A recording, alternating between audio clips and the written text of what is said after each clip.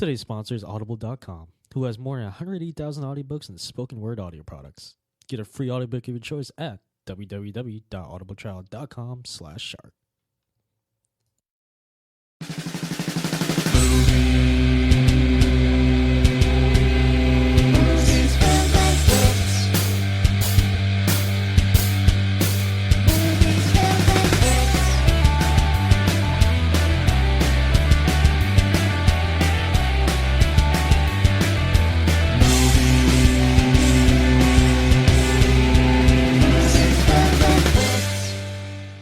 Hello and welcome to another episode of the Movies, Films, and Flicks podcast. I'm your host, John Lossoff. Joining me, as always, are my co-hosts, Mark Hoffmeyer. They're coming to get you, Barbara. There's one of them now. If only Kurt Russell wasn't 17 and not acting in adult movies, he would come to save you. Wow, amazing. John, let me say hi to everyone. Hey everybody, how's it going? I'm just enjoying a nice cranberry Red Bull, which is the official drink of Kurt Russell. Now, if you guys, I wish the audience could see the look on Levingood's face right now. He has the biggest smile. This is the first time he's ever drank a cranberry Red Bull, and I think he's going through revelation right now. Levingood, what's going through your mind? I just have to know. You know what? I kind of feel like Kurt Russell and the real hero of the story in Big Trouble in Little China felt when they were on that elevator after they drank that potion. I kind of feel invincible right now. Yeah, you're just. I think we're sort of feeding off your vibe. Like I'm feeling pretty good right now too. Yeah, I'm feeling pretty good actually. Just send me some of that cranberry Red Bull. But I digress. Today's podcast is not about Red Bull. What today's podcast is about George A. Romero, specifically Romero's zombie anthology. Yeah, well, I mean, but it could also be about Red Bull, though, because this stuff does taste magical, and it could create zombies. Like, this would put life. Don't get addicted to it. Don't get addicted to it. If you think about it, guys, the remakes of all the films feature fast zombies who could technically be on Red Bull. There you go. I mean, people always make the jokes like when 28 Days Later came out, they're like, it's a zombie on steroids. Well, maybe it's just a zombie on too much Red Bull. You know what I've always wondered? Like, if you're really drunk and a vampire drinks your blood, does a vampire get drunk? Well, what if a zombie eats a guy who just shoved a bunch of Jaeger bombs? So would that? then they start walking. Do they actually get worse at walking than they already were? Like they're already banging into everything they walk by. Or maybe they just walk faster. They start to run. Yeah. I mean, it says it gives you wings, so maybe zombies, it makes their synapses or whatever still functioning and they work a little bit better. So if a zombie ate a tweaker, they would start moving regular speed. I think so, but then it would wear off and the zombie would start feeling weird and wanting more of a certain substance. Right. Well, actually, this brings up an interesting question. If the guy who is drinking tons of Jaeger bombs gets eaten by the zombie, but say like his lower half only remains, would the lower half become reanimated? But then, like, because it's still fueled on Jaeger bombs, would it just like run everywhere? Yeah, it would be like the Rolling Stones now. Like they're still fueled with drugs they did in the 70s. Hey, they're like my favorite band. I just had to make that joke out there. Right. But you know what, though? If I was on Red Bull and vodka, I don't think a zombie could catch me. No. Because I remember one college night back in 2003 when I was actually fueled on Jaeger bombs where I literally ran home 2 miles from a club. What about the World War Z zombies? I could get them for about a quarter mile. The 28 Days Later zombies. Oh, I would be so scared. Well, no, you know what? If I was fueled on Jaeger bombs, I wouldn't be too scared of them. I think I could outrun them too. But what if the zombies were also fueled on Jaeger bombs? I mean, then? You'd be dead.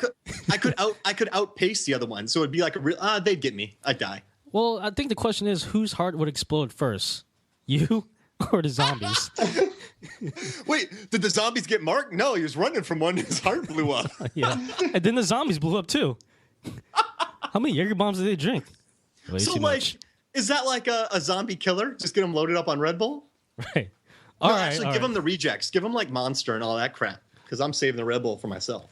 All right, guys. I'm going to try to get this podcast somewhat back on track. I think for today's Romero podcast, we will be going through 6 of his zombie movies: Night of the Living Dead, Dawn of the Dead, Day of the Dead, Land of the Dead, Diary of the Dead, and Survival of the Dead. I'm sensing a theme here. I don't know. I think a good place to start is the first movie. What do you think, guys? Yeah. Yeah. Night of the Living Dead, which came out in 1968. So this is the part of the podcast where I sound totally amateurish, but did we discuss like doing the listener questions before or after the discussion? Oh, yeah. Well, I got one right now. One right now. All right, cool. We got a listener question for Night of the Living Dead. I just want everyone to know that right now, Lazovath is drinking Mountain Dew and not Red Bull. Thus, he's going to be kind of maybe 1-2 steps behind. But then it's not even Code Red. It's regular Mountain Dew. What do you have? Do you have a problem with Mountain Dew Classic? You're like a rookie among geeks. Okay. Well, if he was a super geek, it'd be a 2-liter of Mountain Dew right next to him right now. That's right, with Funyuns in his other hand. All right, so the first question comes from Red Bull Theory. No, I'm joking. It comes from Donnie V. And the question goes like this. It goes, in the 1968 classic Night of the Living Dead, why don't they just pull up the stairs and hang out upstairs so the zombies can't get to them? Wait, I actually got a question because I haven't seen this movie in a long time. Was the second floor you could actually pull up the stairs like they were attic stairs? No, like no, they were regular stairs. Yeah, take a crowbar, and instead of spending all that time hammering stuff on windows that are inevitably going to get pounded through, just literally destroy the stairs. Yeah, destroy them like one at a time. I mean, there's like 4 abled men there. Like just pull up the stairs, and then they hang out upstairs. Take everything upstairs. You know why? Because they hadn't read Max Brooks' Zombie Survival Guide yet. I think it's. This is a very good idea, but this is one of those ideas that only comes from having already seen the catastrophe happen and you had time to think about it, Like, it's not like anyone was saying that the moment that the zombies started coming to the house. And that's why I love Night of the Living Dead. Like, you watch it now, and it's like, this is weird, but it's almost like the first Fast and the Furious. Like, before it became supercharged and bigger than life, and I mean, it was so naive. These people, they didn't really know what to do. Like, this was all new. And even George Romero didn't even know what to do. Like, if you think about that scene, the first zombie was actually fast chasing a car. And then the rest of the zombies in the rest of the film were really slow. So actually, let me break it down. So Night of the Living Dead is about several survivors inside a house surviving an initial zombie outbreak. They have no idea if the zombies are fast or slow. They don't know what they want. They don't know how they eat flesh. They don't know how it happened. It's basically just the initial outbreak. And there have been zombie films before in like 1932 about, Santeria or voodoo and various like zombies. But this was like the first with like the flesh eating, the ghouls, when hell is full, the zombies come out. And so this like started a revolution in 1968. And the other thing is that all those movies, and there were dozens before Night of the Living Dead, all those movies, the zombies were they were kind of raised as acts of vengeance. Mm-hmm. Like they pertained to like a voodoo or a magical like culture or mythology. So yeah, it was nothing like these monstrous, contagious beasts that we see here.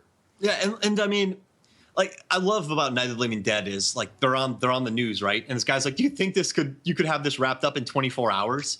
Dude, but you know what's crazy though? This movie, a little black and white film, it was made in the era of Rosemary's Baby, 2001, Butch Cassidy, Wild Bunch, Midnight Cowboy, Easy Rider, and you have all these crazy auteur films. But back in the day, this little PG G-rated film was like a revelation. Like, little kids were going, like, Roger Ebert watched it in a movie theater with a bunch of little kids, and he said the kids in the audience were stunned. There was almost complete silence. The movie had stopped being delightfully scary about halfway through and had become something unexpectedly terrifying. There's a little girl across the aisle from me, maybe 9 years old, who was sitting very still in her seat and crying.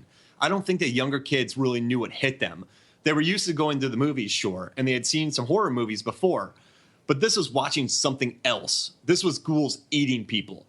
You could see what they were eating. That little girl, she killed her mom with a spade. But if you watch it now, it's tame. But back in the day, this was like the perfect like midnight movie, drive-in.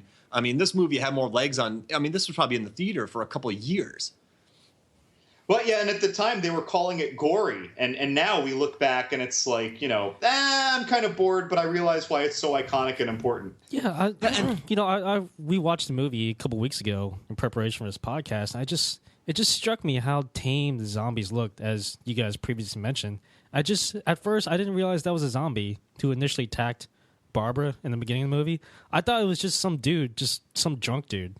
Yeah, just me on a Saturday night. Though that's perfect because even though we look back at it, and it was kind of because of the limitations of the budget and the limitations of the existing canon of horror movies. So makeup hadn't evolved as far. There were fewer monsters out there like this. But at the same time, our perspective became more like the victims. They just saw someone behaving weird. They had no reason to think it was something monstrous or something dangerous. They thought it was a drunk dude.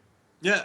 And you know what I love? This little film was limited by budget, location. And so you have this movie that has influenced. How many zombie films do you think there have been? Thousands? God.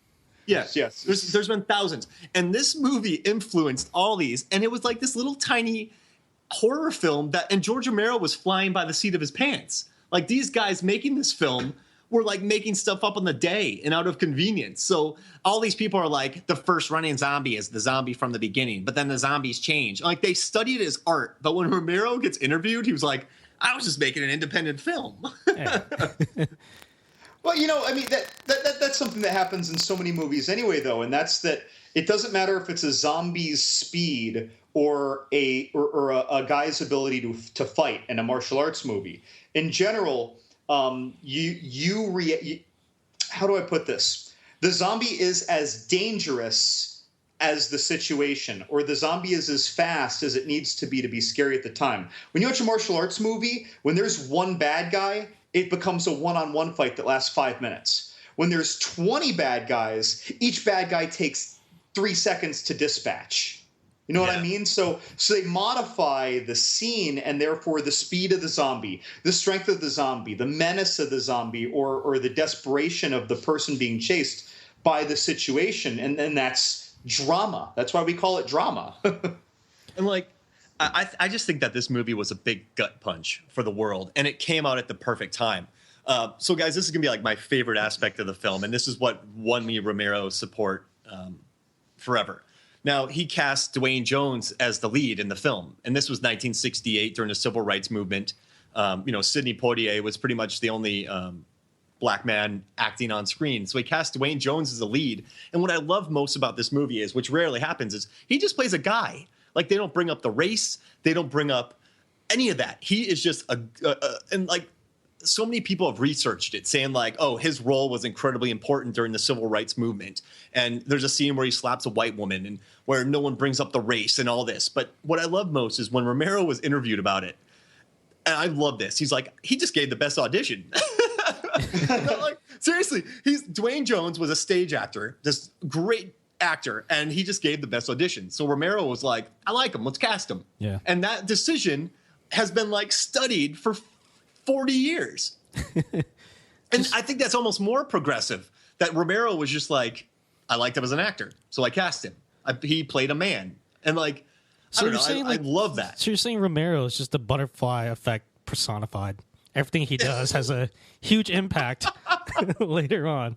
Well, I'm not trying to belittle the boldness in that casting decision, but here's another thing, is that you don't necessarily realize this, or that is, fans don't necessarily realize this, but George Romero, unless you've seen him like in photos or at a fan event, like he's a very tall man. He's like 6'6" or so. So the thing is that even though it was a time of a little bit of racial conflict, I'm going to say a little just compared to the 50s. No, compared to the 50s. Oh, okay. But like it's less, even though it's still intense by all means compared to how we live now. But he's like 6'6". So he's one of the last people on the block who would be intimidated by this big, strong, Dwayne Jones when he comes into audition. He's not your typical guy doing casting in Hollywood. You don't think that could have a psychological aspect? Just the fact that he, of all people, wouldn't be intimidated by him. No, I think he just liked his audition. I think. Oh no, I agree with that too. I think he just was a progressive dude that didn't need a pat on the back. Like, I think he just saw, I like this guy. Let's put him in the movie. And no, I love it. Like, I was watching a Descent commentary for that great horror film, The Descent. And the character Juno, she's I know she's she's from New Zealand, but she's of Asian descent. And she was like, it was just nice to play a character who wasn't defined by being Asian. She's like, they never brought up my race. So, I mean, 40 years later, people are still like not getting a role like Dwayne Jones got. And I love that about it. I love that, like, the butterfly effect happened and it became studied. And then Romero was just sitting back going, whatever. I liked it. Yeah. Yeah. So it was just, I don't know.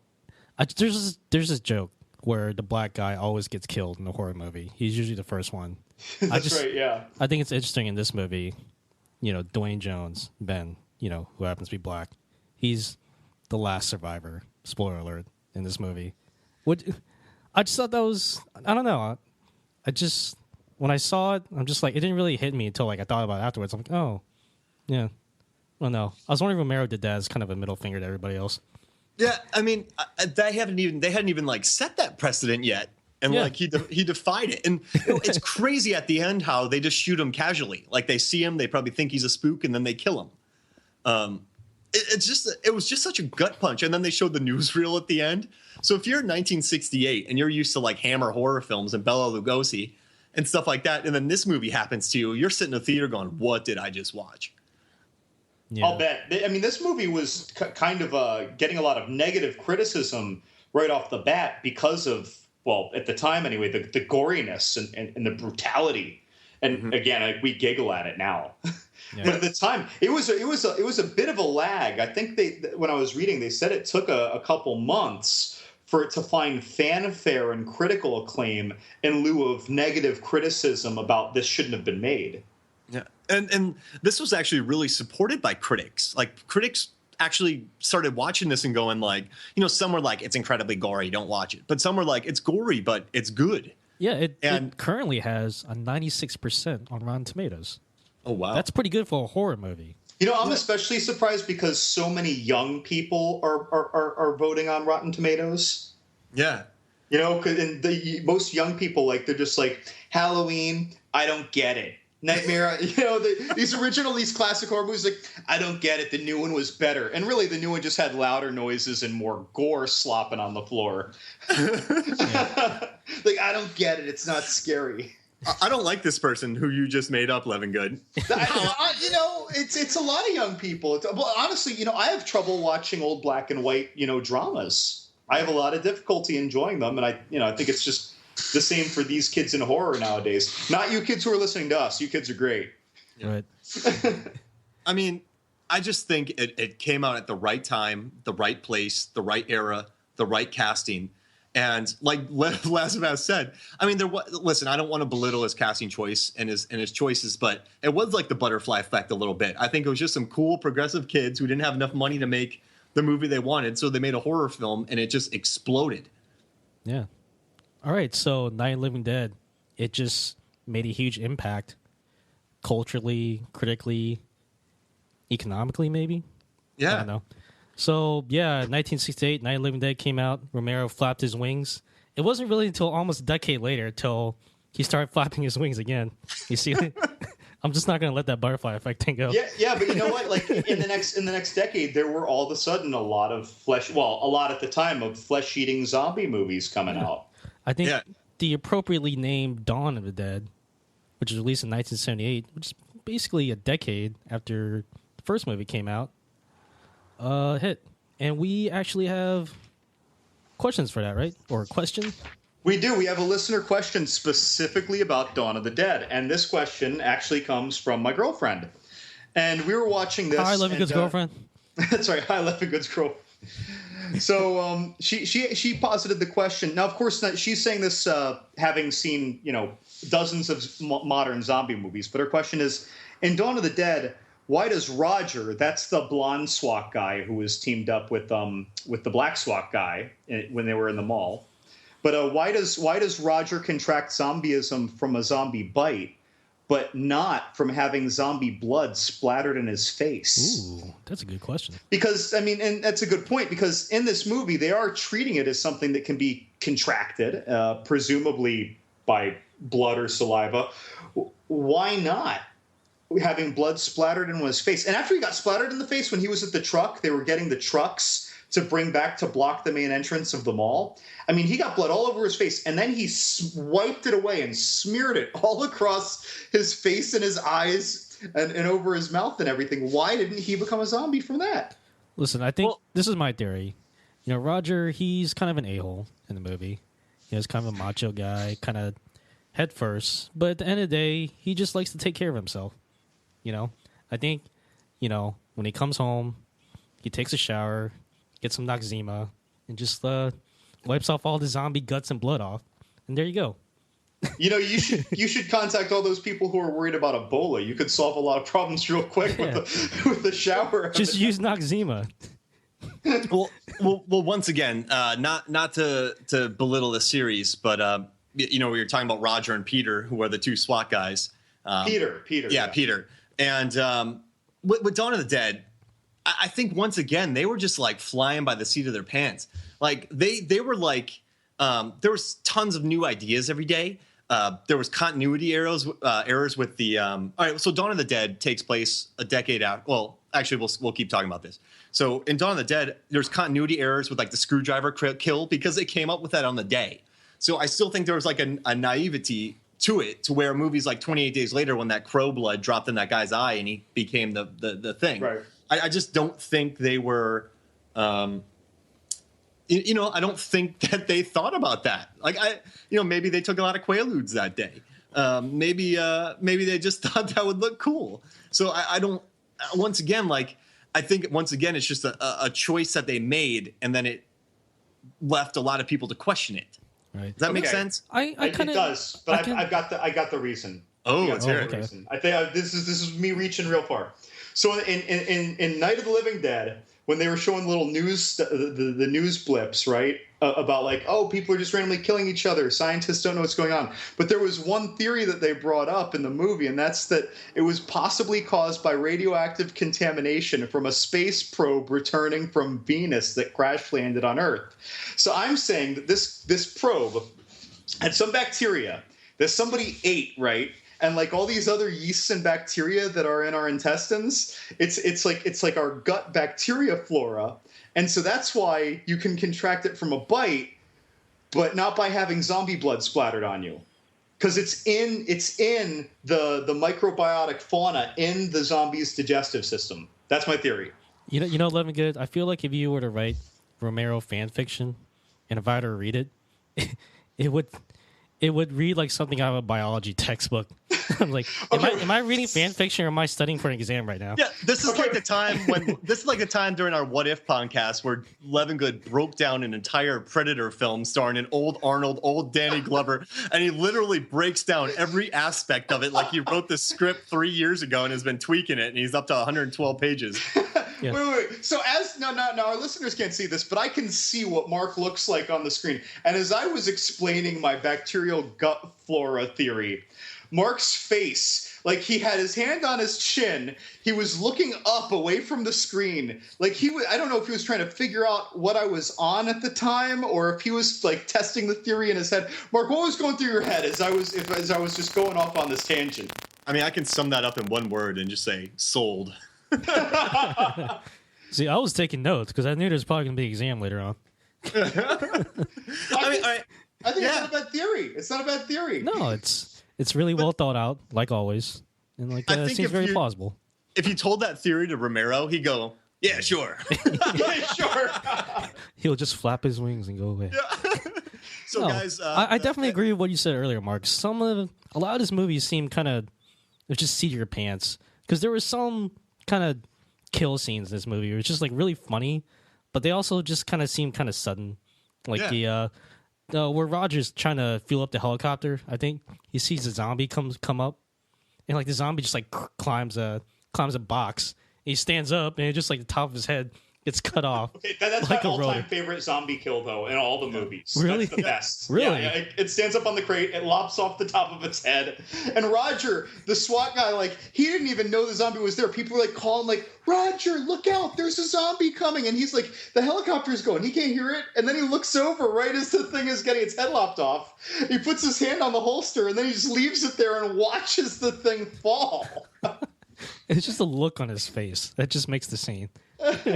So No, there's also like another scene. Oh, sorry, I didn't mean to cut you off. But like, there's another scene where, the zombies are like running through the mall. Some guy like gets his arm stuck in one of those blood pressure monitor machines.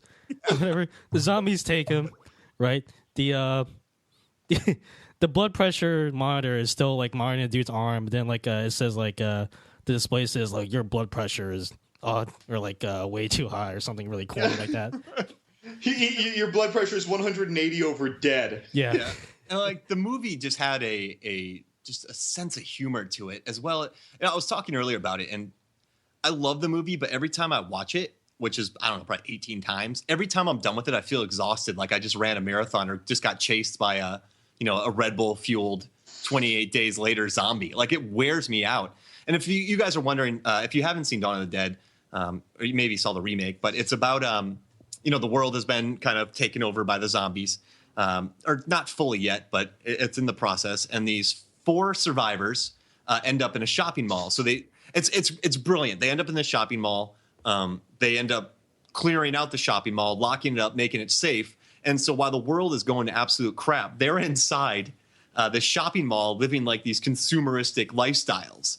And it just sort of becomes this consumeristic play on, the world. And, there's just, the wars have gone on. People are still thinking about Vietnam. And so, like, I don't know. One thing that sticks out is Ken Foree, Peter. Like, he's playing racquetball. And then you cut to, like, the zombies outside. Like, we're living this life in this mall. No, but I don't know. I love Dawn of the Dead. And I've been researching 11 daylights out of it. So, I feel like I need to bring it up just because there was a remake in 2004 of Dawn of the Dead by Zack Snyder. And it did very well, actually, in the box office, and I think also critically as well. What are your thoughts on the remake?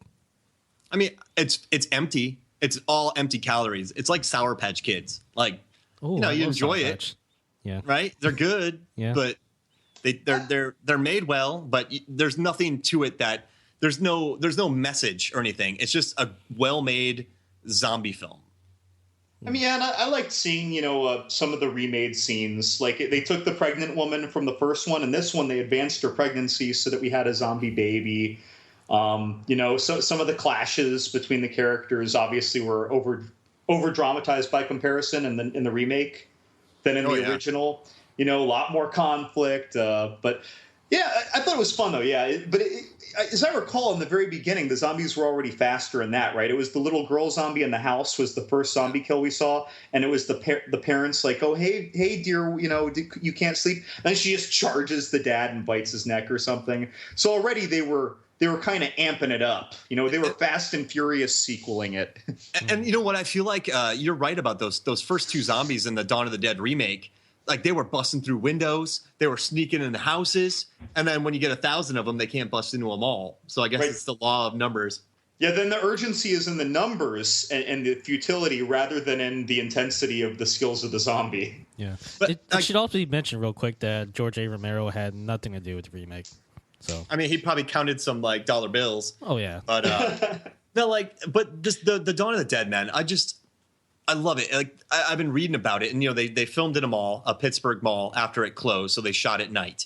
And what I like most is, since I work on some film sets, and what I learned about it is they switched all the lighting out in the mall, so that when they went in at night, they could just turn them on and start shooting.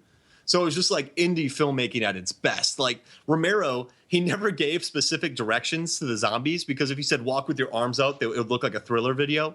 So he would just say, kind of do what you want. And so, like, his initial zombie walks with these people doing it influenced zombie walking for years to come. And it was just, I don't know, the zombies would go to a bar and get drunk and then come back and go on set and act. So he said that helped with a lot of the zombie acting. That makes sense. That makes sense. And it was a bona fide, good film. Like Dawn of the Dead was a good film. It had a good Goblin soundtrack. Tom Savini did a fantastic. This is the special. first Dead movie that he got involved in. If I just read this correctly. Yeah, I believe so. Yeah, and he still hates the blood. He thinks it looks too red. But Romero's like, whatever. It's like a big cartoon, so or like a comic book. So I like the blood. Hey, Savini, just flap your wings. Just flap your wings. Yeah. It looked like thick orange paint. Yeah. You know, Mark, you said something that at first I kind of resisted in my head when you said that the movie kind of wore on you.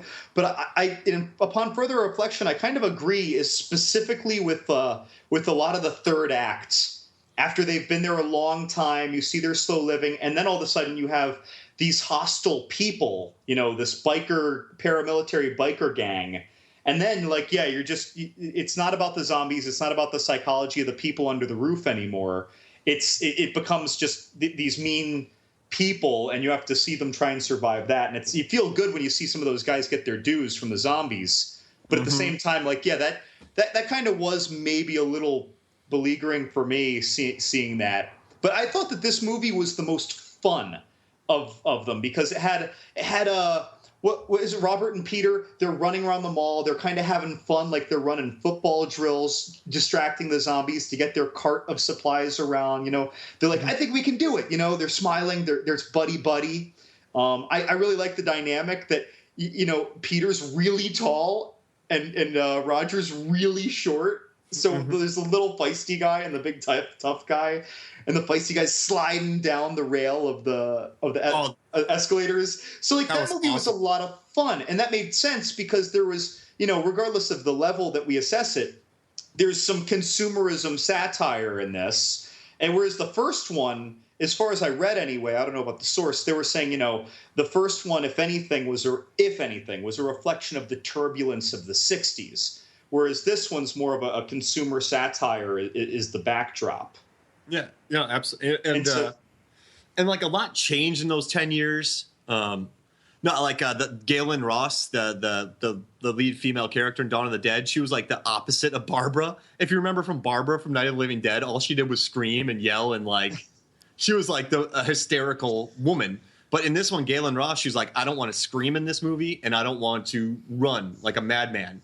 So even when that Hare Krishna zombie was coming after her, she was in danger, but she wasn't screaming. She tried to take care of herself. Yeah, and she would have been, one of the early, what I'll call vocally strong female roles. We've had strong female roles at this point, but they literally put it in words in the dialogue. Hey, there's 4 of us here. I want to be a part of the decisions that get made. If she's talking to the guys who are making the plans. So she was really asserting herself. Yeah. I mean, it was the complete opposite. It shows what 10 years did from Night of the Living Dead to Dawn of the Dead. Why did it take Romero so long to make the sequel? Or was he just kind of biding his time? Well, a lot of it was funding, and it took several years for Night of the Living Dead to hit big. And then also... he did 5 or 6 movies as well. Yeah, he directed 5 or 6 movies in between. Yeah. In between that. And then also Dario Argento flew Romero out to Italy, and that's where he wrote... the script for Dawn of the Dead, and Argento gave him full creative control of Dawn of the Dead.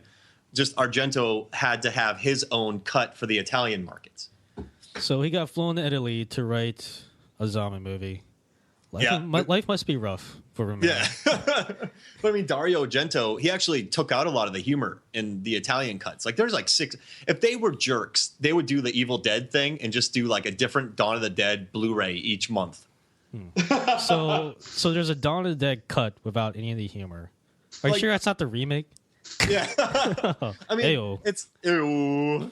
No, I mean, yeah, I mean it's a classic. I think it was very much so aided by the fact that he had sole control of the film, and I think that they were flying by the seat of their pants, and it was kind of like a nice, happy accident. That I wouldn't say there's a lot of talent behind there. But it was a bunch of young guys getting their footing, and I think it's the best film that Romero made. Yeah. No, critics apparently seem to agree with you because, well, no, not really. Because it didn't get as high a Rotten Tomatoes score as Night of the Living Dead. Night of the Living Dead had 96%. Dawn of the Dead has a very low 95% on Rotten Tomatoes. Nowhere near the 96%. I'm sorry. Oh. Mark, you're just you look flustered right now. Like you just took like a punch to the gut right there. You know why that is? Why? There's a reason. It's because more people alive today were alive when the second movie came out than when the first one came out. So a few of the fans who would have voted for the second one aren't around. Right. Wait, I got that backwards. Yeah. Never mind. I'm See, Levingood's flustered too. Mark's flustered. I'm starting to get flustered. I think now's a good time to go to commercial break. We'll try to Red Bull break. Yeah. I'm getting like the hot flashes after you get bitten by a zombie. You get the feverishness. Let's be honest. We'll still be flustered when we come back. After the break, I'm going to be pale. All right, guys. Hey guys, Mark here, and for you, the listeners of Movies, Films, and Flicks, Audible is offering a free audiobook download with a free 30-day trial to give you the opportunity to check out their service. Now, today we've been talking about George Romero and the building of a zombie empire. Well, today I want to talk to you about a book called Shock Value: How a Few Eccentric Outsiders Gave Us Nightmares, Conquered Hollywood, and Invented Modern Horror.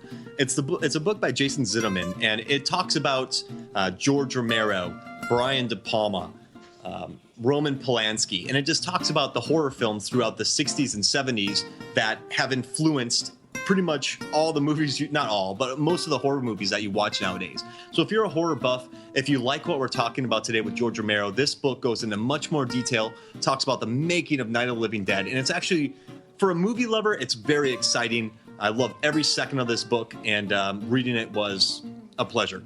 So to download your free audiobook today, go to audibletrial.com/shark. Again, that's audibletrial.com/shark for your free audiobook. Make sure to check out Shock Value. If you do listen to it, just send us a message. Let us know what you thought.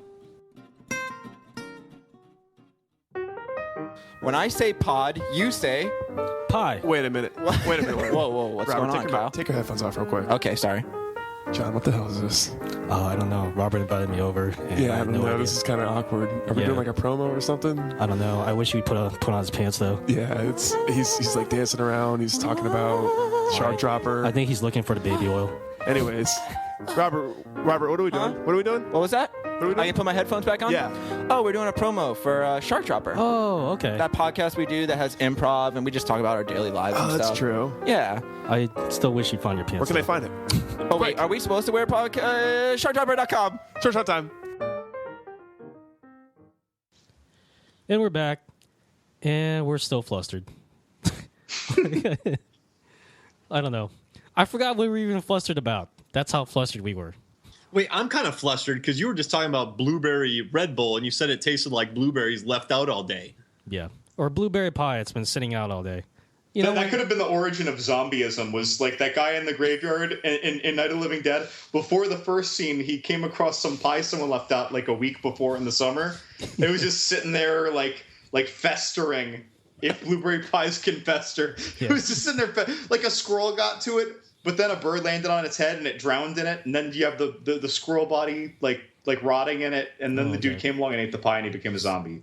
This is like Hansel and Gretel, but zombies. and somehow Romero is just filming all this. It's a cautionary tale about eating things left on sills for too long. Man, that Romero is just so deep. How did you forget this pie for 2 weeks? Like, are you just? Do you have stuff on your mind? Listen, It was a really, really old lady. She died of non-zombie natural causes. right. Ah. No, listen, you're going to a school bake-off. You're baking pies, brownies, cakes, right? You're really making a lot of stuff. I know. Well, you're trying to raise that class trip to Disney World. So you're going all out, right? You pack everything you can, and, sometimes things just get left out. That's what happened with the blueberry pie. And that's how we ended up with 6 zombie movies from George A. Romero. There we go. You like that leap of logic? Guys, we own that idea now. You know that, right? That's us. Yeah. If anybody steals that, I don't think we have to worry about that, guys. Okay. So we've done Night of the Living Dead. We've done Dawn of the Dead. Let's see. Dawn of the Dead came out in 1978. Wasn't until 7 years later in 1985. Was a good year. That Romero came out with his 3rd movie, Day of the Dead. Night, Dawn, Day. I don't get it. oh gosh. What? I don't understand it. Yeah, I don't know. Well, there's a clear chronology there. I don't get it. No. What if I work at night? Yeah, Sleep during the day. Then you'll miss the zombie outbreak. this is all just messed up. So I'll be like Cillian Murphy or Rick Grimes from Walking Dead or 28 Days Later. I just sleep through the initial outbreak. If someone going in knowing nothing about this, like looking at all these movie titles, they would naturally start at Dawn of the Dead, right? Because you start your day in dawn. So they go dawn, day, night. Yeah. It would just be all backwards. Like, well, not backwards, just totally messed up. I'm just like, this is kind of weird. I don't know about this Romero guy. He's just too artsy for me. Yeah. Oh. Okay, guys. Well, Mark, we had questions for Day to Dead, right? Yeah, John, you got them. Apparently, we're still We flustered. do. We have some questions that I harvested from a series of Romero fan forums and fan websites. Blueberry pie forums. That's right. So this first question is it's kind of a two-parter. In Day of the Dead, the zombie named Bub eats parts of a dead man, more specifically, not living flesh. It's not a body that he killed. So why don't Romero's zombies try to eat each other if they're fresh zombies? And moreover, in Day of the Dead, zombies walk right past a living alligator, and the movie explains their desire to eat flesh is purely from instinct. So why don't they eat other flesh, like, say, an alligator? Wasn't Bub one of the zombie? He was trained by the doctor to. Basically, he was trained like a pet, right? Well, Yeah. So The maybe Bub. Yeah, Bub was. yeah, Bub. He listened to his awesome mix. Yeah. He, all right. So this is the answer, right? In Romero's later films, see a little bit of background. He wanted this movie to be the Gone with the Wind of zombie films. However, the budget was dropped from $7 million to $3.5 million. So it was like originally very Land of the Dead, but he had to go kind of subterranean to save money. So he eventually wanted to build to. If you remember Land of the Dead, the zombies kind of went back to work. They went back to the gas station. Zombies were familiar with the mall, so they kind of maybe thought that was important to them. So I think if they're going on instinct, like maybe Bub, he knew what that was. He knew just by instinct, and later Romero films proved that he knew that was what he used to do.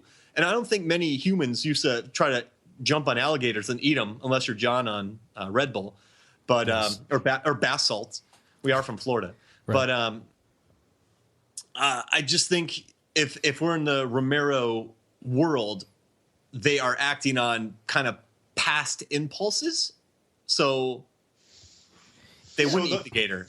But why would the past impulse be to eat the chopped up pieces of a guy's arm or leg that were in a bucket that he was given as a reward? Dude's hungry. Yeah.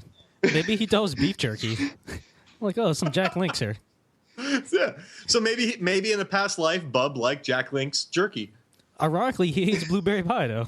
It's like, no. I mean, I have more problems with his digestive system working. Because that I don't know. I didn't really. Jeez Louise. Mark, It's funny you bring that up because in the movie, the scientist who they nicknamed Dr. Frankenstein, the character's name is Frank, he severs the connection from the body of every organ in a zombie except for its brain, and the zombie still wants to eat. So it's just like it's like an echo of a desire in the brain. It has nothing to do with the need to eat. Oh, it just wants to eat.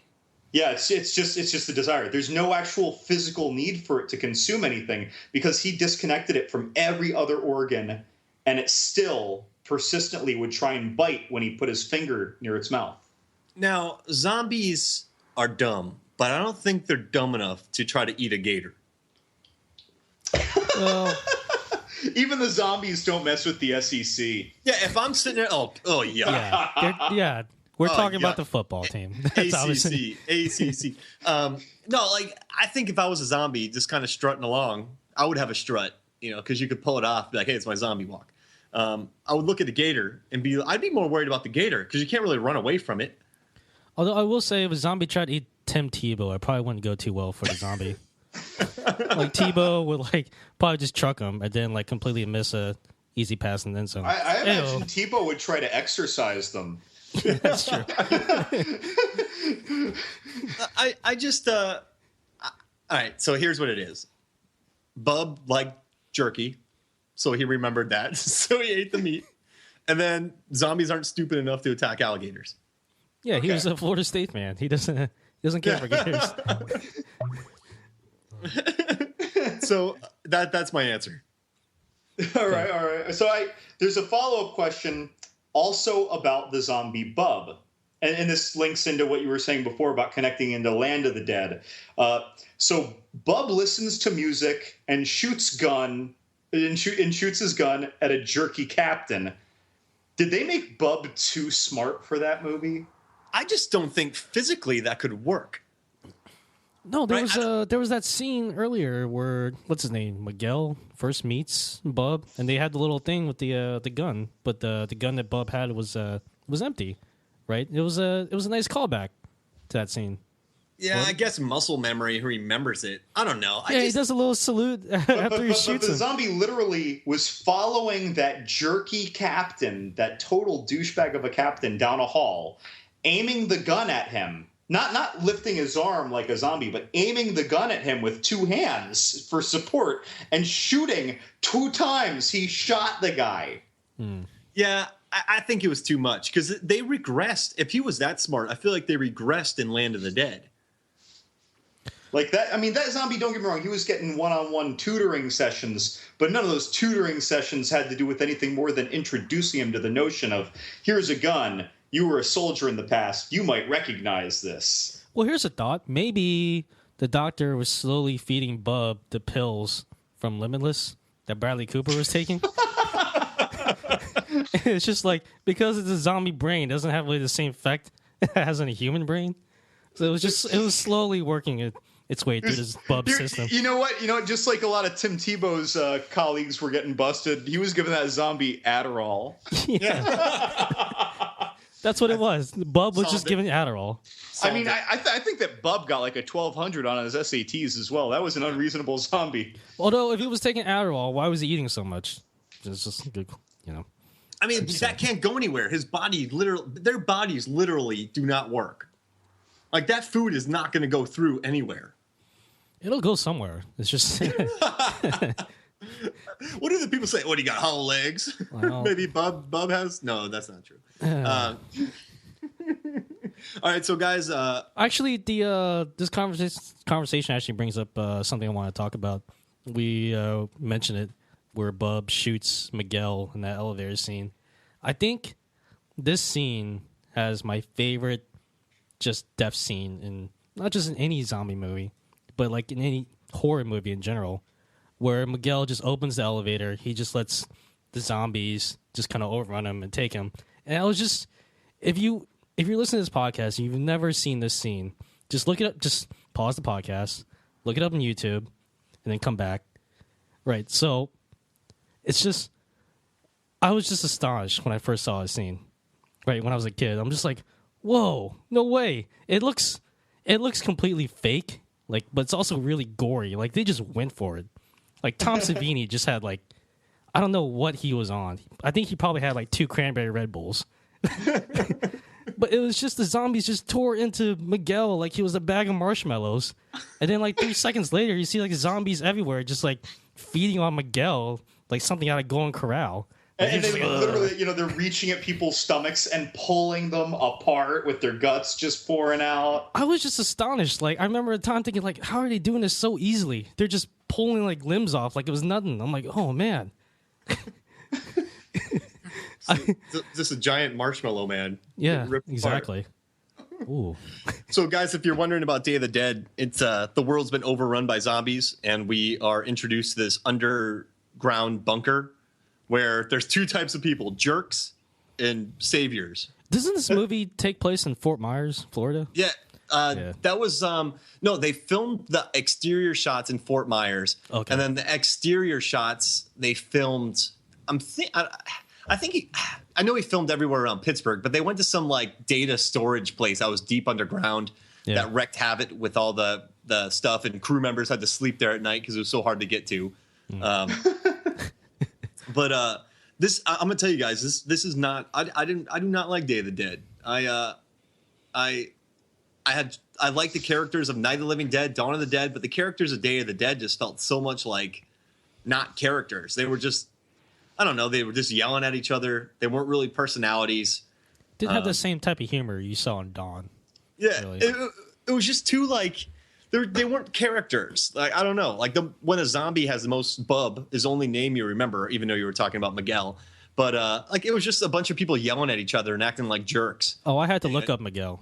It was very hostile, and it was basically like a dogfight between military personnel, which in this movie were not depicted well, and scientists who in this case were in the patient savior role, and it was just a lot of butting heads and all the military people. I mean, it was a really unfortunate depiction, to be honest. There's the captain, and they're racist. Sexist would be a polite word.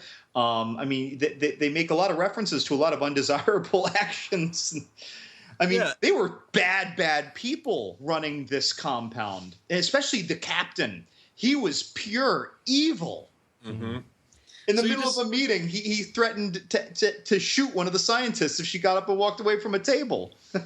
It's just, you're watching this and you don't really, I don't know. We've talked about this many times before. And for me, you need to care about the characters to care about the movie. And I just never got into them. I did like the zombie carnage. I thought Bub was a breath of fresh air, even as he was walking around with two hands shooting guns and saluting people. But I love actually, you know what, though? What makes me mad about this movie is I love the idea of it. I feel like it's a practical idea, but the characters were they weren't Romero-like. And that's why I don't know. I guess that's why it's become the cult classic that it is, and it's divided into different camps. Yeah, I also don't feel like the characters really developed. Instead, the story just changed around them. The characters didn't drive the story much for me. Yeah, I think another thing that kind of diminishes the movie, in my view, is the fact that the first two movies, there was a type of social commentary associated with each of those movies. It's just, for this one, I have a hard time figuring out, like, is there some type of social commentary associated with this movie or not? I don't know. Did you guys pick up on anything? I did not research anything, nor am I actually suggesting this is what Romero thought. I'm not saying I think that this is what Romero thought, but I mean, at the end of this movie, when I reflected on it, all I could think about was, again, this isn't my view, it's not Movies, Films, and Flicks view, but it was the very negative perception of military in my eyes. I don't know why. Maybe it was maybe the commentary was the fear of military control if something like this were to happen. But I couldn't really express anything beyond that. Yeah. And this is the movie I've watched the most recently. I mean, I don't know. And I don't know. At the end of this movie, I don't want to high five anybody. A couple times during Dawn of the Dead, a couple times during that movie, I want to high five because it's kind of fun and some cool things happen. Even in Night of the Living Dead, there are a couple moments where you're like, yeah, you know what? That woman needed to be slapped. I can't believe I'm saying this, but she was hysterical. And so the guy slapped her to get her to refocus. Like, you know, there are a couple moments in that movie where I wanted to high five. The only things that would get me to high five in Day of the Dead aren't really just the level of ridiculousness of the experiments of that Dr. Frankenstein character on his zombie cadavers. And that's it. Like severing all the organs and everything. It's just kind of funny. Yeah. So I don't know. I mean, I think of the original, or like the original trilogy here, Night, Dawn, Day. Day is definitely the weakest. I'm not saying it's a bad movie. It's not the crown jewel of right now 2015, we're at the 30-year anniversary of Day of the Dead, and I'm also not Back to the Future. I'm not watching this movie again until we're podcasting about its 40th anniversary. All right? And you know what? I think there's a loyal fan base to this film, but and they're very passionate about it, and maybe it's just because of the creature effects. But I don't I don't know. I don't get it. So Yeah, as I mentioned before, it's just, the only thing I really take away from this movie is the Miguel death scene. It just really messed me up when I was a kid. I'm like, oh, no, I'm never going to Golden Corral again.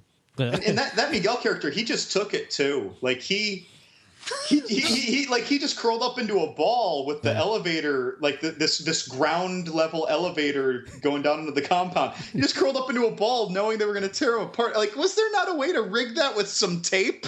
No. yeah. A little bit of tape could have. I like how when Miguel died, it looked like he just fell asleep. That was the look on his expression. That was the look on his face. He was like, wake me up in the morning, guys. Like, how hard could it have been to make the military and the researchers sort of on the same page? And maybe some of the people are suffering from PTSD or they're stir crazy, or they're running out of food, or make their situation desperate and urgent. But down there in these areas with them, there's really nothing desperate or urgent. They had it all under control. So it's like you know what though? Maybe it's like after they build this community, people become themselves again. But that never played to me. Yeah, I got to tell you, man, if that's themselves, then that captain who was in charge was like a kid who would kick puppies and use a magnifying glass on little creatures because some spoiled brat. Like, he was evil. Yeah. Wait, was it Captain Henry Rhodes? Was that the guy? Yeah, Captain Rhodes. Yeah, because he replaced Cooper. He replaced the character called Cooper, who we never even see in the movie. Right. Okay, guys. I'm going to bring up the Rotten Tomato score again, and there's a good reason why. The first two rated very highly in the mid-90s. This one landed at around 82%. So 96, 95, 82. Yeah, 82. And, this is the first of Romero's zombie anthology where the critics just start to move away from him, literally and figuratively. It's spoiler alert, it's a downward slide from here on out. Well, critically Ebert speaking. Ebert gave Dawn of the Dead 4 stars, and he gave Day of the Dead 1 star. Ouch. Mm-hmm. Yeah. So, but that moves us on to Land of the Dead, which didn't come out until 2 decades later, in 2005, actually. Yeah, and so there was a huge wait for Romero fans during this time period. Well, as far as zombie movie goes. And so Land of the Dead's about the living dead have taken over the world, and the last humans live in this walled city to protect themselves. And so it's kind of like that terrible, was it Elysium? Is that the terrible Matt Damon movie? Yeah. It's like Elysium mixed with The Hunger Games? Yeah, The Hunger Games mixed with, I don't know. I just want to film. Yeah, Dennis Hopper is in this. John Leguizamo. He plays That's my boy. John Leguizamo's my boy. He plays like a badass zombie hunter or whatever. And there was also this truck. I forgot what it was called that they rode around in. I think it was called The Reckoning or Dead Reckoning. Yeah. Or something. And that was just so badass. But yeah, I remember watching this movie in a theater. And I was actually working at a theater at the time. I actually saw this before everybody else. It was me and a couple of other kind of film nerds. We were sitting there. We were all we had just got done watching a marathon of the first 3 movies. And, we were just totally psyched for this. And we were watching this. And after the movie was done, we were like, man, this kind of feels like this is the same feeling I got after I watched Phantom Menace for the first time. It was just so disappointing. It was just a huge disappointment. It was just, I don't know.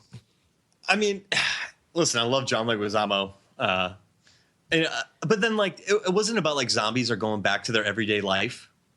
Yeah. They were back pumping gas. And, but brain function, I don't think brains work like that.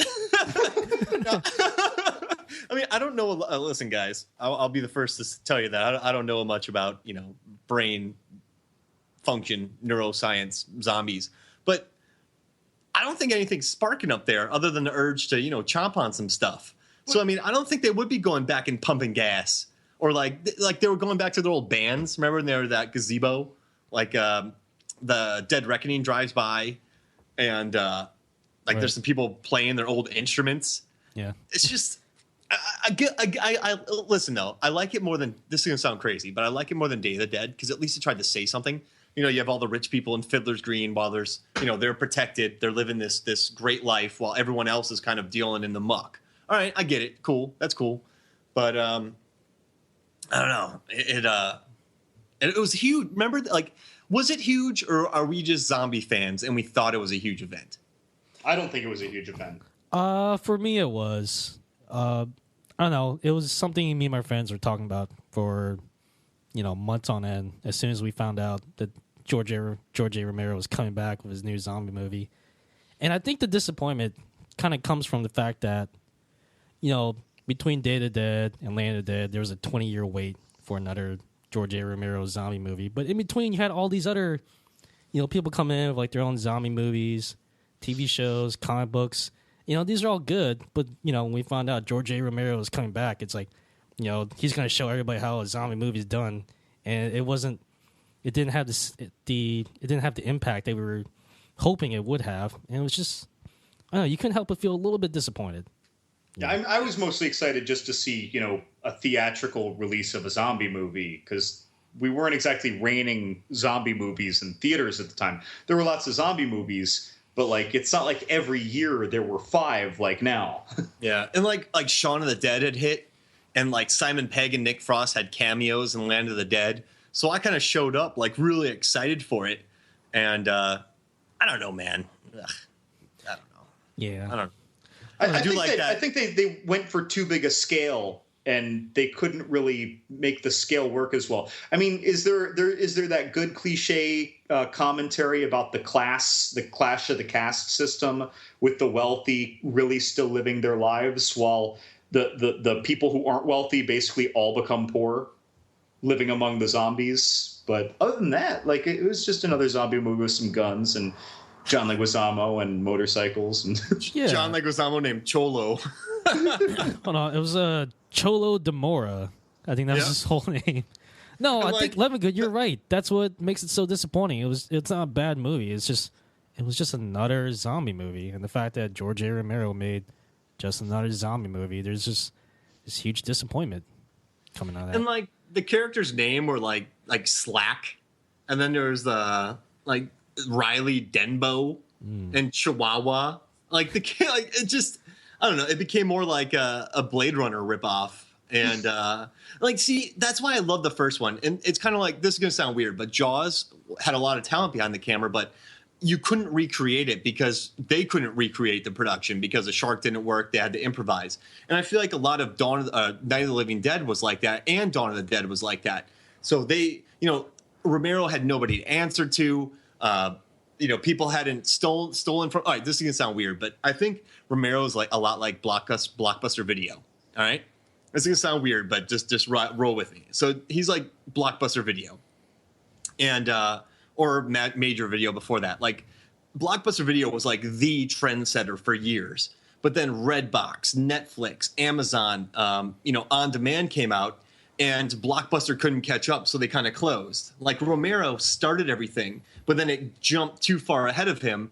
And so when he would try to make these kind of movies, they felt tired, like he was one step behind it. That's kind of like what became with his career. So he started off the trendsetter, but then I feel like after the 4th film, it was just him trying to catch up, and it never felt fresh.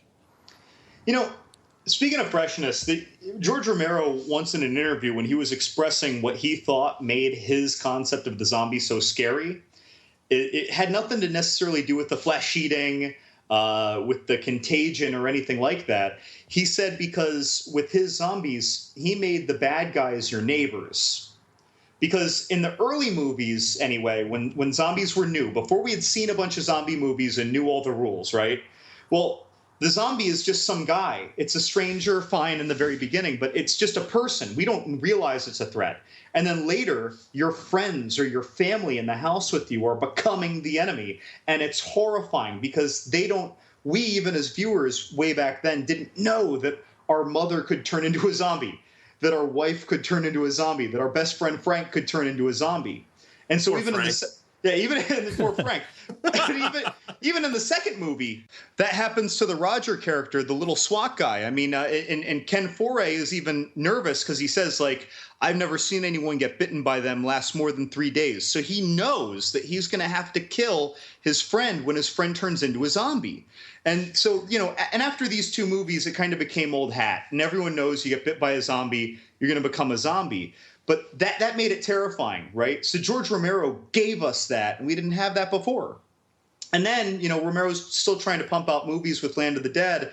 And I'm not saying that George Romero ran out of ideas, but maybe for his zombie dogma, he did run out of all the great stuff.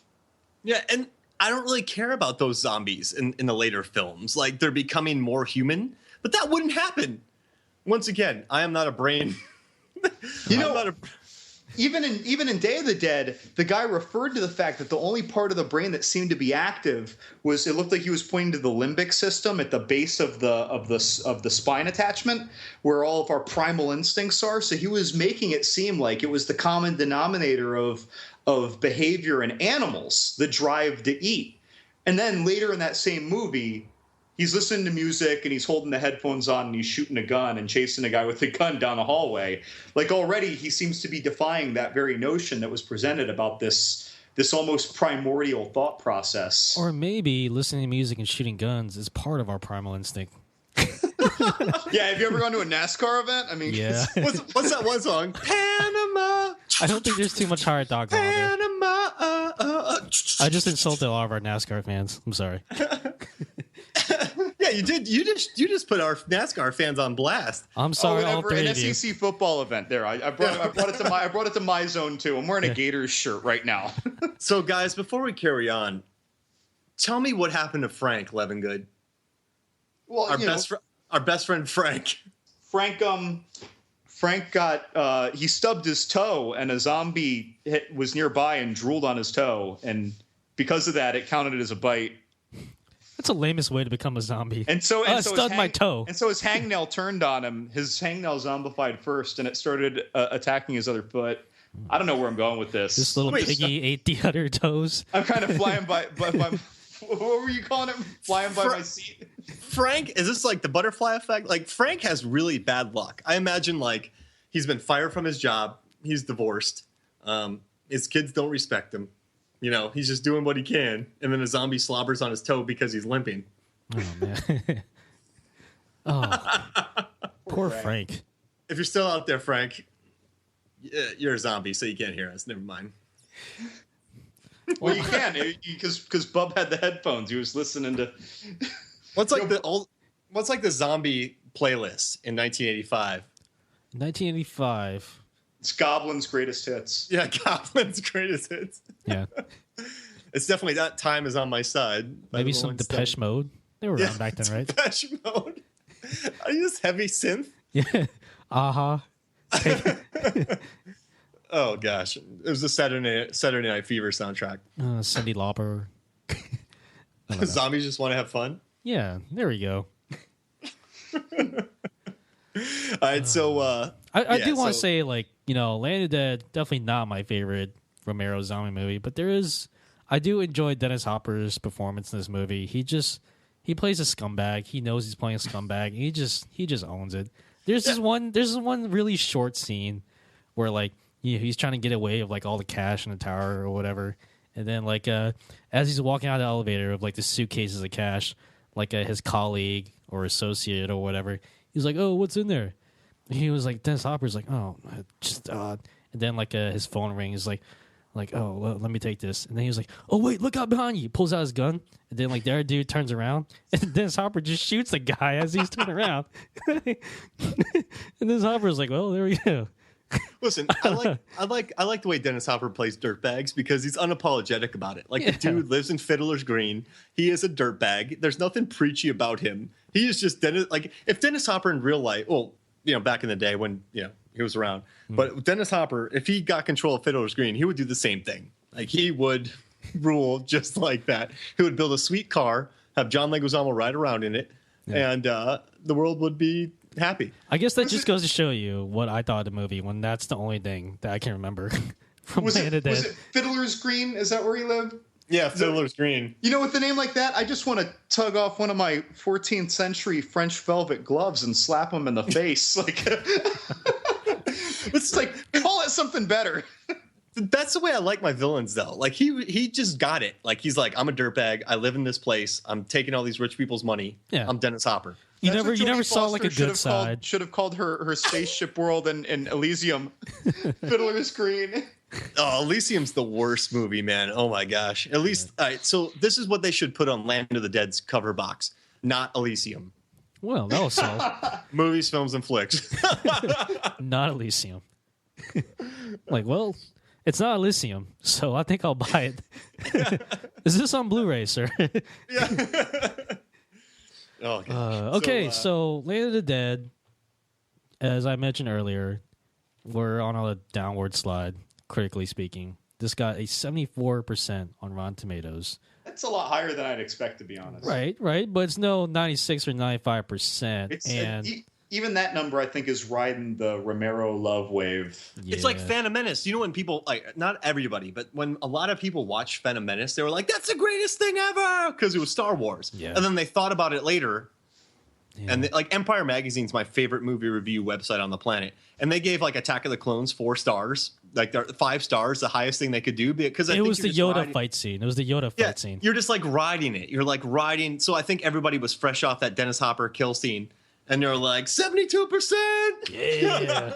Dude, but you mentioned like later people thought about it and they weren't happy. It's like after like Darth Maul, yeah, pod races, yeah. Then later they're thinking, Jar Jar. Jar Jar Binks. How many people called in sick the Monday after they saw this movie just thinking about Jar Jar Binks? A zombie Jar Jar Binks. I don't know. Anyway, so. Oh, wait, one fact, guys. I want to go back before I forget. Okay. This is going to be really random, but in Day of the Dead, just going back to this for you guys, a couple things. The zombies were paid $1 in Day of the Dead, and they got a hat.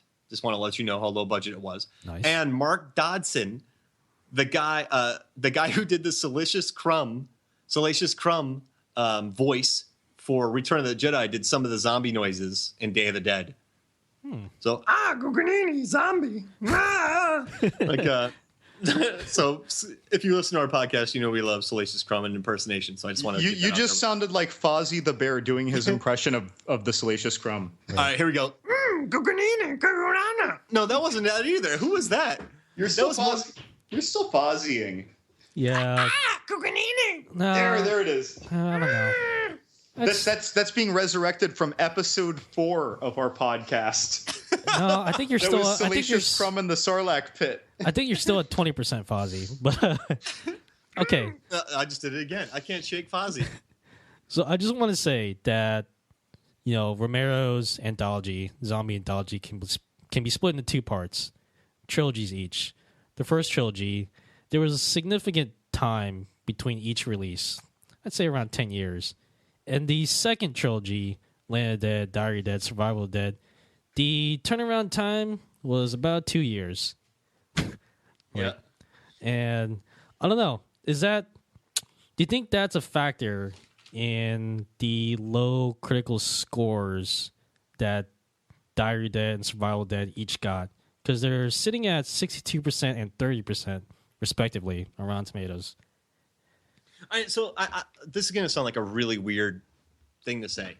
I love the show Downton Abbey, right? So, I wanted to bring Downton Abbey this whole podcast. I'm so glad you did. All right, so I love the first season. Like, I love Downton Abbey. All right, but the first season, it probably took the creator Julian Fellowes years to write one season, right? So he comes out, he does 6 amazing episodes. And then as soon as that 6th episode is done, the BBC was like, all right, great, we need 13 episodes in 3 months. So he's like, what? So obviously there's going to be a quality decline during that time. So in the first few films with Romero, he had a decade in between them to write films.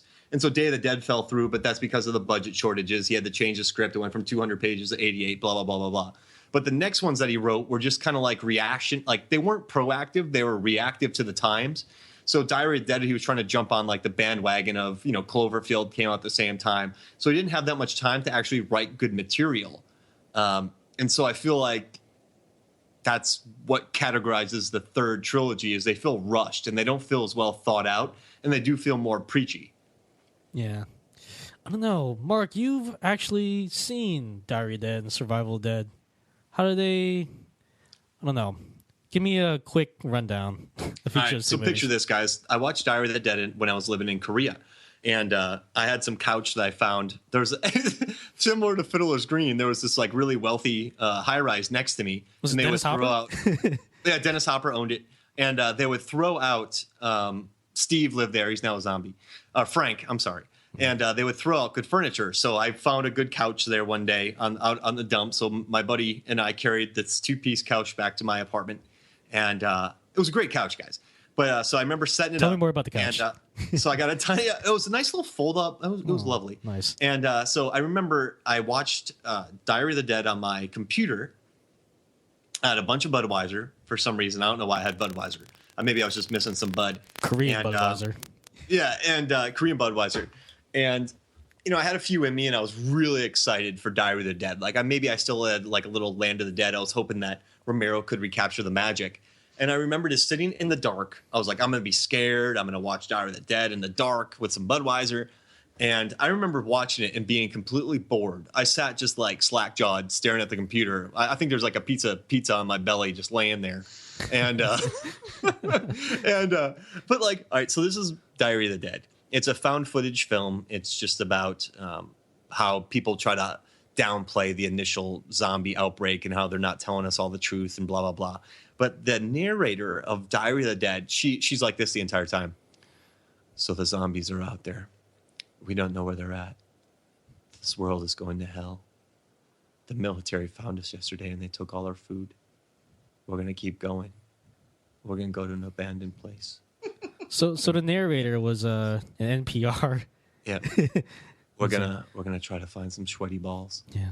And we're just gonna go around, and we're at this place now, but the world has just gone to crap. and we're here now, and there's a zombie. Wait, there's a zombie. No, that's not a zombie. That's Frank. That's Frank. That's Frank. No, wait, Frank is a zombie. Yeah, wait. Frank is limping. Frank seems to have stubbed his toe. Oh. Frank, how you doing, Frank? Frank is a zombie. So now we're here, and we're going, guys. And so it's just dark right now. The media is trying to hide everything, guys. And the world just doesn't. No one knows what's going on. It's just a big conspiracy, and the world's just not acting right, guys. And hey, Frank, get back here, Frank. He's a zombie. He doesn't listen to me. But the world is just so like that's the whole movie, guys. Yo, I'm not gonna lie. That sounded really relaxing. I feel like I want to get that, like on Audible or something to listen to on my drive. Yeah. That was kind of soothing. I could almost meditate to that. Yeah. So it's just we're just driving in this. We had this Winnebago, and we were filming a horror film, and zombies came, and we cut the horror film, and now we're filming this, and my boyfriend died, so I took over. And, the world, they're just hiding it from us, man. And, there's a zombie. Wait. So this didn't work for you, Mark? This didn't, because it's working for us. Like, maybe it's just that she wasn't as good at narrating as you were. Or maybe it did work on Mark, and that's why the pizza was sitting on his belly. He was so relaxed, he forgot that he had a pizza. I don't know whatever this actress's name is, and I don't want to look it up right now because I don't want to see the movie. But I'm calling her out for a narration duel with Mark for our next episode. And young lady, if you don't actually call in, we're just going to assume that you forfeit and that Mark's a better narrator. She actually calls in. Look, we called out Tom Cruise. He didn't call in. Right. It was. I really thought that was going to work. Yeah, I mean, Pauly Shore spawned the Weasel, which influenced Edge of Tomorrow. He never talked to us about it. We've called him out. He didn't come out. Now it's on you, narrator person from. All right, Mark. I want you to narrate Survival of the Dead. Same. Yeah. Okay. All right. So. But just let me finish off by talking about the end of Diary of the Dead. We're in a panic room, and we're not panicking because we're talking like this. And the human race is that we're saving. Wait, That's it. That's Wait. it. That's it. what was this girl? Was she played by Kristen Stewart? That's right, Mark. You sounded like Kristen Stewart's face looked all through Twilight. It just never changed. And it was constantly bewildered. Oh gosh, it is. You had that like when you narrate that, like I imagine a facial expression that just says, "Did somebody fart?" But it's just so bad. It's just so. I don't know, man. Like, I think the most entertaining thing was like realizing that I had a piece of pizza on my chest, and I was excited because I thought I was all done with them. Dude, nothing's better than chest pizza. It's always a surprise. Okay, It so always for tastes the best. Yep, for the Diary of the Dead Blu-ray cover, guys, from MFF, we want you to put chest pizza is the best thing ever. All right, guys, so I'm going to talk to you now about the survival of the dead. And the survival of the dead is about two families that are kind of like the Hatfields and McCoys. Did you play Texas in Varsity Blues? Did you play like a Texas footballer? Yeah. Hey, I don't want your life. I don't want your life. All right? I'm not going to take these steroids. All right, so this movie, Survival of the Dead, you got the Crockett's and you got the O'Flynn's. They're a bunch of bad actors who live on this island. And basically, one of the people, they're like, hey, we got to kill all the zombies. And then the other family's like, hey, we got to keep these zombies alive because we can take these zombies who really have no brain function, blood flow, and their bodies have shut down. We can turn them back into humans because that's possible. So the rest of the film is just about these two families fighting over, should we kill the zombies or should we keep them alive? And in the process, the worst of human nature comes out of us. This is like the Hatfields and the McCoys in Varsity Blues on two rival football teams in a zombie apocalypse. See, that actually sounds really entertaining, though. It's not. The acting's really terrible. I watch it, and I just sat there with the like. There was no chest pizza watching this. I sat there just like fuming the whole time. I was just like, ugh. Like it just like they're on Plum Island, and they're for some reason off the coast of Delaware. There's two Irish families, and the old Flynns want to kill the undead. Did you know there's a large Irish population in Delaware? Yeah, but the Muldoons want to keep the undead loved ones alive, but there's no how can you keep? They're not going to come back to life. Like, there's really no way. Like, their heart has stopped. Their arteries are done. Their blood has coagulated. Like, they're not coming back. And it's just like the cheapest, dirtiest, poorly acted.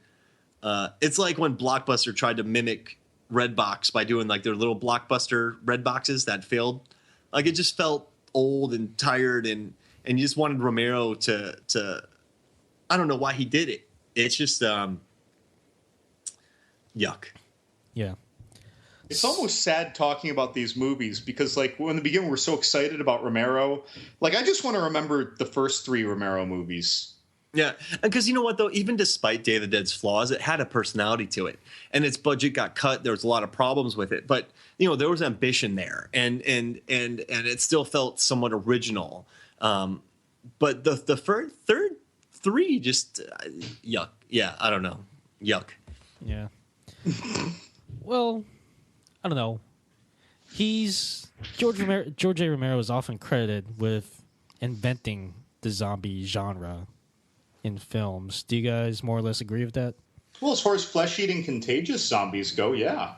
Yeah, I mean, since like there were zombie films, but he invented the trope that is famous nowadays in Walking Dead, et cetera, et cetera. Right. So his most recent zombie movies aren't, they don't rank as high as like some modern day zombie films. No. But, I mean, like Rolling Stone, they did like the top zombie films, and the number 1 and 2 were Night of the Living Dead and Dawn of the Dead. He's made the best zombie films. Everything other than that is just kind of like taking the scraps off the table. Oh, even all the other zombie movies that Romero didn't have a hand in, they still owe a lot to Romero. Because he really set the stage and the precedent for everything. Because in almost every Romero zombie movie, there's always like in the main party of characters, there's always someone who gets bit, and it's just like they always turn, and you see that a lot in every other zombie movie. And for some reason, I don't have a problem with that. Like I expect it, and it never disappoints me, and that's that's just kind of the influence that Romero had. It's just this thing that he does in his movies that everybody else copies. And, I'm glad they do it.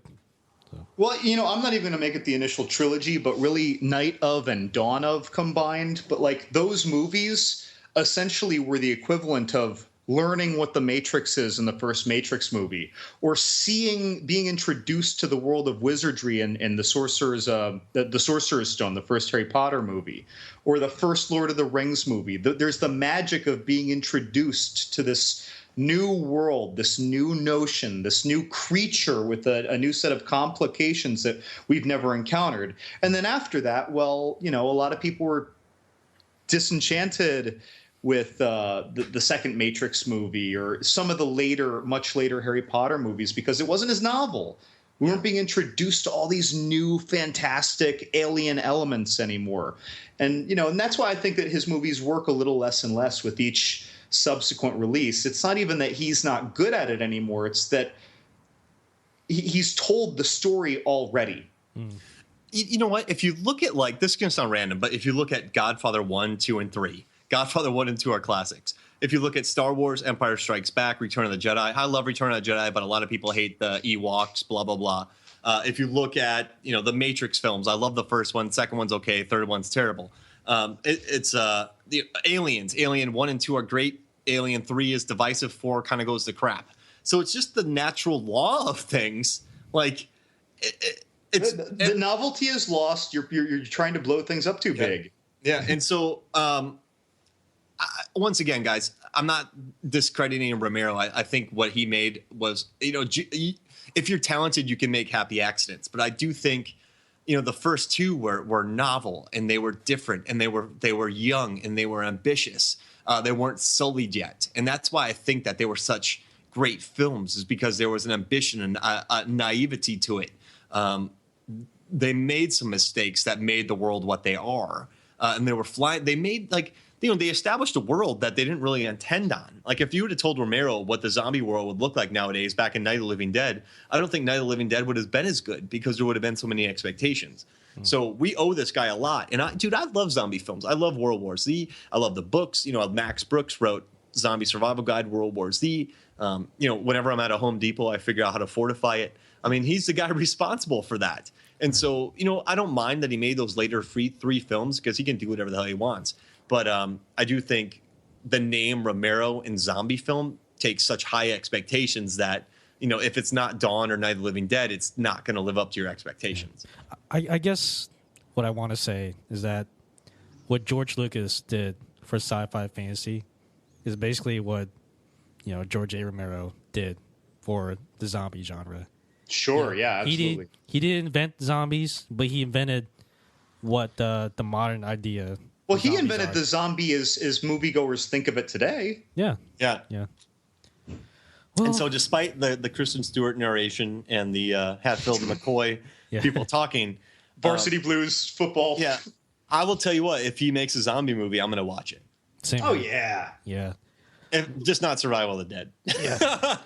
I wouldn't have high hopes for it. We're going on a downward trend. The last movie is 30%. I really want to know the further stories of Frank. Yeah. No, me too. All right, guys. I think, we've gone through all of the Dead movies from George A. Romero's anthology. He didn't just do zombie movies. He also did other, sporadic horror movies. But, I think we've covered the important stuff. But before we sign off, I think we should do some plugs real quick. Okay, guys, I just want you to know that we're putting this now on paper. This is going into the Smithsonian. This is going into the records. The zombie outbreak was caused by an old blueberry pie from a woman who went on a bake sale and died of natural, non-zombie related causes. Okay, The thing is, if we're going to submit something to the Smithsonian, we're going to need some type of sample. It's a petrified pie. Oh, okay. Okay. It's a petrified pie. It's right. Frozen. They froze it next to the remnants of John Carpenter's The Thing. What? Where in the Smithsonian is this? Is all this? It's next to Kurt Russell's beard from The Thing. In the vault. Oh, yeah. The vault. And the bathtub from Psycho. Okay. Yeah, it's in the same vault that they show in the end of Raiders of the Lost Ark. It's in the Vault of Horrors, which is in the deepest recesses in the Tales from the Crypt. Yeah. And it's in the dark side of the Smithsonian. That's right. Yeah. It's only open on Halloween. You know, on the 13th. I'll give a plug to a movie and a book, actually, just because the movie that Romero did that I can watch the most times in a row is actually Creepshow. Oh yeah. And that's, I think, the only movie that he did that he didn't write, because Stephen King wrote all the short stories. Cool.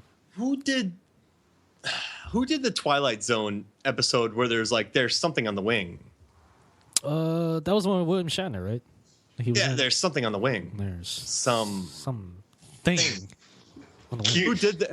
Who did that? Did George Romero do that? Oh yeah, is that it? I have no idea. Oh, I think that was a good time to say goodbye. We're all flustered again. By the way, to our listeners, the Zombie Survival Guide is also available through audible.com. There you go. Yep. And World War Z. Yeah. audibletrial.com/shark. That's right. Give it a click, folks. All right, guys. Check out moviesfilmsandflicks.com to read all sorts of zany articles. I was going to say something snappy, but I'm just like, I repopulated the Hateful Eight with all Kurt Russell characters. Oh, yeah. Check that out. Also, check out sharkjarbber.com. And also, guys, I just found a pizza on my chest.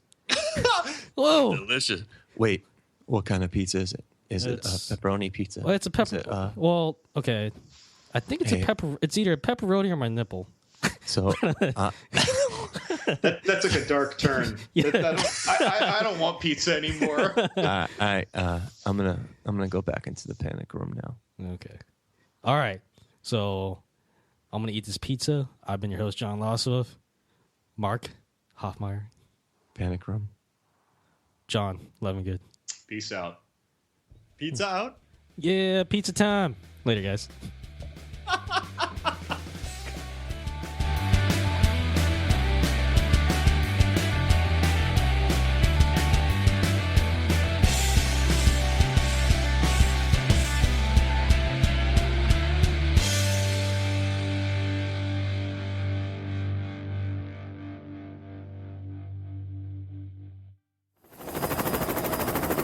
We're above the target. T-minus 5 seconds till shark drop. 5, 4, 3, 2, 1. Drop the shark! Go! Go! Go!